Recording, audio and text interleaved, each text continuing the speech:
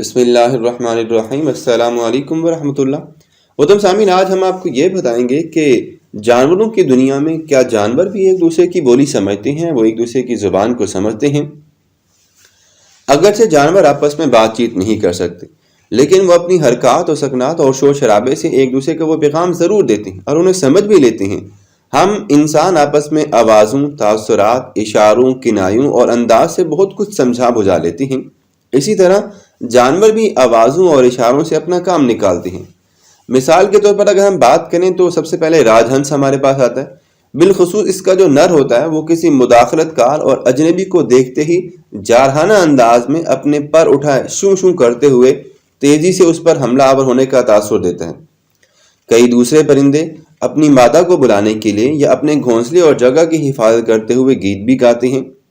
اسی طرح اگر ہم یہ بھی بات کریں کہ جانور کچھ ایسے بھی ہوتے ہیں جو کہ اپنی بو بھی ایک دوسرے سے ملاپ اور پیغام کے لیے استعمال کرتے ہیں۔ بہت سے جو میمز ہوتے ہیں وہ اپنی جگہوں کی حد بندی اور نشاندہی خوشبوؤں سے ہی کرتی ہیں، اور کچھ تو ایسے بھی ہوتے ہیں جیسے کہ باندر وغیرہ یا بندر وغیرہ، وہ چیخنے چلانے سے، کٹ کٹ کرنے سے، چیں چیں کرنے سے اور چہچانے سے بھی یہ آپس میں ایک دوسرے سے رابطہ کر سکتے ہیں۔ تو جانور بھی ایک دوسرے کے ساتھ بات کرتے ہیں، لیکن زبان سے بولنا نہیں، لیکن وہ اشاروں اور کنایوں میں اپنی بات اور اپنے پیغامات ایک دوسرے کو سمجھاتے ہیں۔